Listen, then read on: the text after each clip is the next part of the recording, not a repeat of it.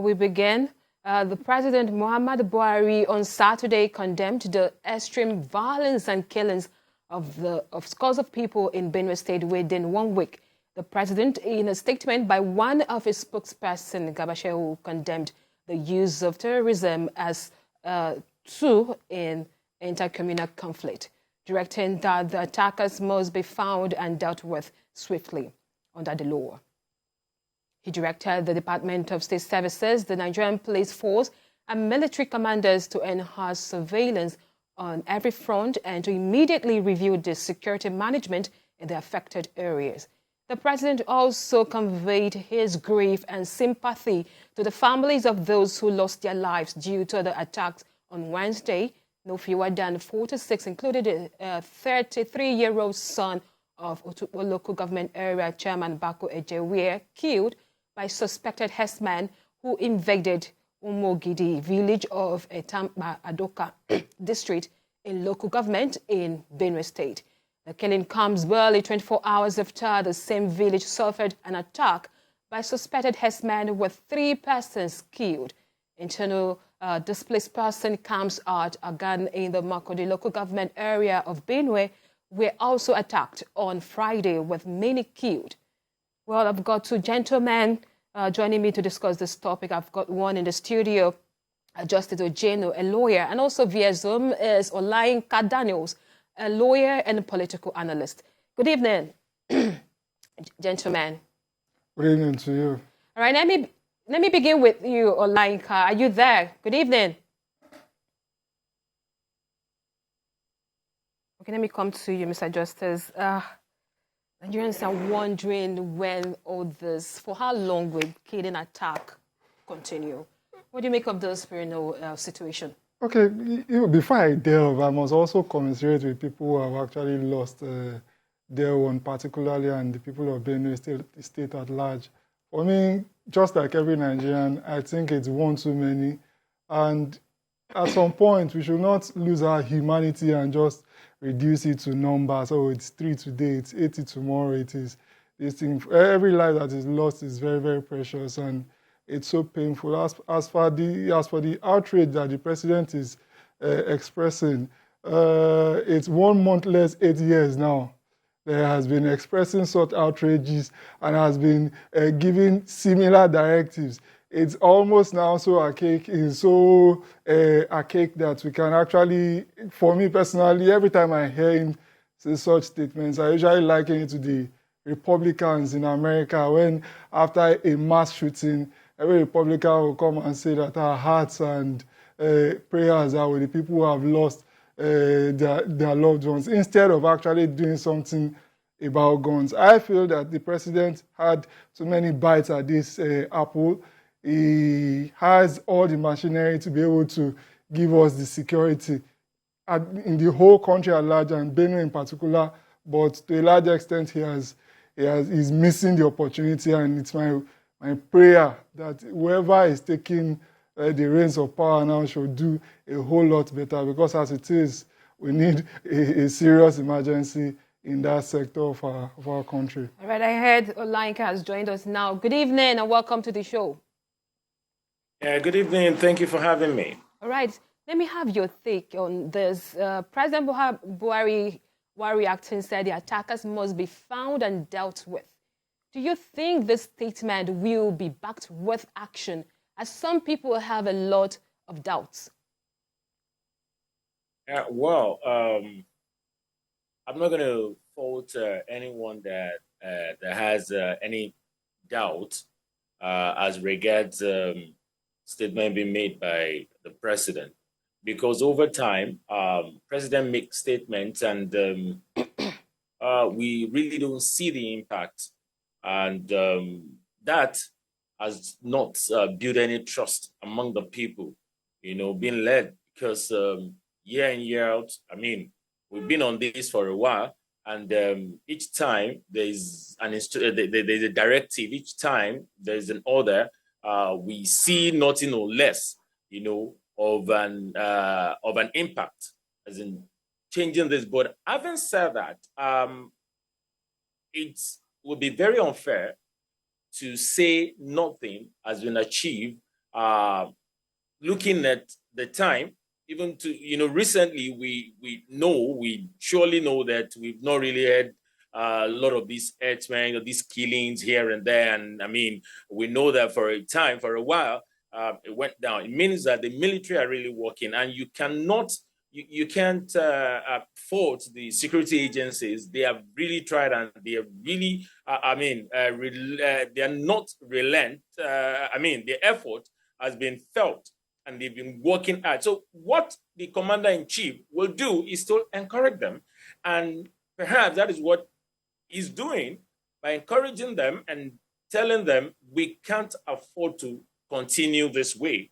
Well, they said that award for hard work is more work. And I think to our security agencies, what Mr. President has said in that statement is to mean that, well, there is, reward for this particular job you've done so far, but the reward for it is more work. It means that you really now have to sit up, bring up your belt, and to see that we do not experience such. It is sad. Even one Nigeria, the blood of one Nigerian is important to all of us. Not to talk of the numbers that we hear by day. These people have families, and some people are extremists. And if they chose to go that route, I think the appropriate thing is for the people to come together, because the truth is the agency, the security agency cannot fight this war alone. They need the assistance of all Nigerians, everyone, because some of those people are known by the community leaders. Some they cannot deny them because they are not ghosts. They are human beings. So if they live among us and they are not, they are not spirits, I think it bestowed upon all of us to cooperate with security agency to see how these people can be fetched out. All right, let me also get your view, because people are wondering why it really does it take it very difficult to get these ugly attacks in check and eradicated with. Why do you think it's so difficult to keep our people safe? Well, when we say so difficult, like I said earlier, we can see the tempo is not what we used to have. We know what we used to hear, and we know what we used to have. Every day we hear this bad news.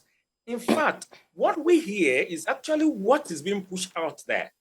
There are loads of this happening in some localities that probably the medias are not even there.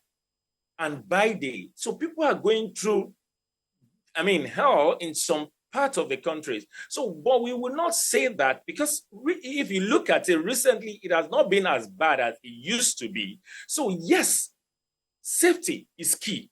The reason why any government will come to the office, one, is to protect its people and properties. So the life of every Nigerian is important. And I think our leaders need to do more.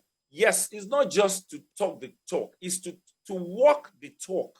It's good to talk, but walk the talk. Yes, people will complain, because to stop it, to eradicate it, I am not sure if we're talking about eradication for now. This does not just start one day. We know for years now we've been on this. All over the world, there are issues all over the world. In the US, we have the gun issues. In Canada, we have, in different part of the world, there are issues. But coming back home, well, we can say maybe what we are experiencing is not their own faction of the massacre or the menace we experience here of killing innocent people. And I think our own is just about the extremists. We talk about herdsmen, we talk about gunsmen that we don't even know, unknown gunsmen. We don't, they just come out from some places, and for no reason, they start shooting sporadically on people and killing innocent Nigerians. I think we need to sit down, come back to the drawing board to even find out, because you see, it is when we find out about a problem that we can find a solution to the problem. But if we just talk about problem and we don't assess it, we don't analyze it, we don't look at it critically, holistically, we may not get solution to that problem, because we'll just look at it, we'll talk about it, and it will come to our face, and it will go, and we may not have solution to the problem. Reason why we are saying that it is a continuous fight. And I believe so much in our security agencies. I believe so much. They have done a lot of work. And I believe so much that they can do more. And I'm still hopeful that to an extent, we'll bring this to BRS minimum. All right, thank you very much so far. Let's go for a quick break, and Newsweek continues in a moment. Stay with us. Welcome back. It's Tune Newsweek, where we highlight some of the biggest stories that made the headlines in the week. Now, this week, the internal wrangling within the Labour Party took a turn for the worse. 7 members of the party's National Working Committee announced the appointment of the National Vice Chairman, Lamidi Bashiri Apapa, as acting National Chairman. The development follows the invasion of the National Secretariat by a faction of the party on Thursday.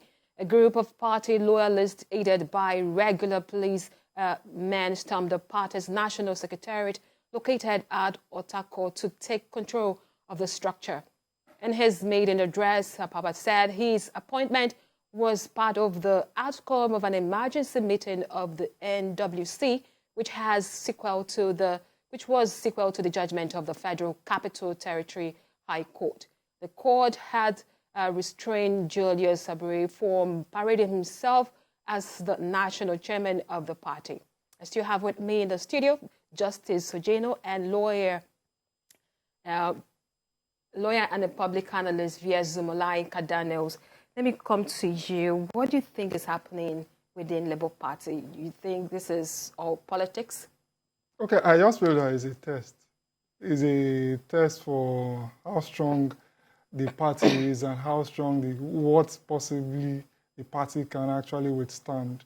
And I feel that if it can actually go through this and survive it, it's going to be better for it. And I say it against the backdrop of the fact that it is not unique to it. PDP too had such wranglings, both during this electioneering period and the previous electioneering periods. The only exception to this kind of wranglings most times is the party in power. And it is usually because there is a known, unquestioned head of the party. For example, the leader of the APC is President Muhammadu Buhari. And for the subnationals to the states, it's usually the governors. Of course, the exception, we can find a few exceptions to that, and is, for example, the government of Edo State, where we know that, okay, it cannot be, it's being supported by Wike. But for that scenario, it is usual. Every political party is going to be tested. But for me, what I think is unfortunate is the fact that in our Nigerian political party marketplace, we have too much interventions of the court, sometimes rightfully, sometimes wrongfully. Sometimes we see interim injunctions flying around. For example, during this LP situation, there was a judgment of an Edo State High Court saying that Abure remains the chairman. There's another judgment from Abuja saying that he shouldn't parade himself as the chairman, even though both judgments are in the interim, and it's something that we should keep emphasizing there in the interim. So after hearing both parties, the courts will be able to enjoy more facts, to be able to give a more balanced decision. So aside that, I feel that it is what political parties go through. Every political party will be tested, and if they can survive this, like I earlier said, they will be the better for it. So I just feel let it all go ahead, even though it's ugly. It's ugly, and this shouldn't be the way it should. This is not the way it ought to be at all in a very same time. What do you also make of the fact that Abre is saying that the whole thing is illegitimate and as well a plot by the APC to destabilize the party? The whole back and forth. No, that's politics. That's politics. I don't expect him to say otherwise. He's got to say it's either the fifth columnist within or the fifth columnist without that are actually making him go through everything that he's going through. I see APC too saying the same thing. I see the PDP too saying the same thing. So it's just the nature of politics. But at the end of the day, it's my hope and belief that the courts will be able to sit down on it and actually go through all the facts and come to a conclusion as to whether he is the legitimate chairman of the political party or not. All right, let me come to you now, Olainka Daniels. Are you there? I can hear you. All right, so what would you say the implication of this? What implication do you think this will have on the party structure and cohesion? Well, unfortunately, politicians will always be politicians. When it comes to politics, we've seen in many cases, in fact, some even went so bad that some of the judges involved in such a barbaric situation were sanctions and they were punished for it. You know, you see politicians going to the same court of coordinates jurisdiction for the same matter. This same party went to Abuja for the same matter. They went to the same high court in Abuja. They went to another high court in Benin. Once a particular judgment does not favor a politician, you see them taking the same matter to another court. Then the other court, they will say, well, his bias is this. And when they get judgment in their own favor, you hear, oh, yes, democracy is working. And you see, this is what you get from politicians. Now, for Labour Party didn't just start today. Labour Party started somewhere around 2003, if I remember vividly. I think a particular name before the name was changed, Labour Party in 2003. So it's been there. So what has just happened recently, why Labour Party has become a voice, probably because of the presidential candidate that came in to Labour Party. And the issues they are having right now, almost all the political parties in Nigeria number of them have gone through that, whether some are even still going through it right now. APC had their shares, PDP had one. So different political parties. So it is politics. You cannot rule out things like this happening in any political parties. Okay. There will be factions, there will be disagreement. But then I think we all know the reason why we have the judiciary is for people to take whatever it is to court for redress. If there is any, you seek any redress, go to court. You cannot take laws into your hands. Now, if a court has pronounced to say, okay, a particular a person has become the acting chairman, then you then go ahead to another court, same court. We have to manage the little time we have, Mr. Olainka Daniels. Let's go to our final story for tonight. Sabo Yaba Chief Magistrate Court in Lagos on Wednesday remanded a leader of Igbo community in Lagos State, SND, Frederick Nwajagu, for allegedly threatening to bring the proscribed indigenous people of Biafra to the state. The Chief Magistrate, Peter Nwaka, ordered that the defendant, aged 67, be kept at the Ikoyi custodial facility for 30 days. He adjourned the case until May 3rd. Nwajugu is being charged with conspiracy and breach of public peace. Earlier, the prosecutor, SP Thermos Nurdin, told the court that Nwajagu put fear on Lagos residents when he threatened to bring IPOB to the state. He submitted that Nwajagu publicly said the IPOB would shut Lagos State for 1 month.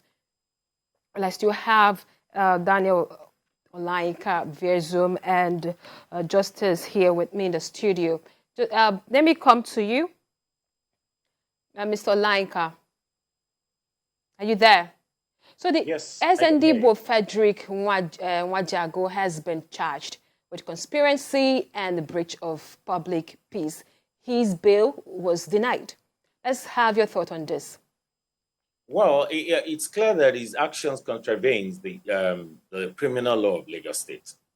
See, there's a school of thought that of the opinion that, oh, he was angry and he just said what he said. But you don't just say someone is angry. And you see, again, when you look at people and you look at the influence they carry, they have to be careful of whatever they say.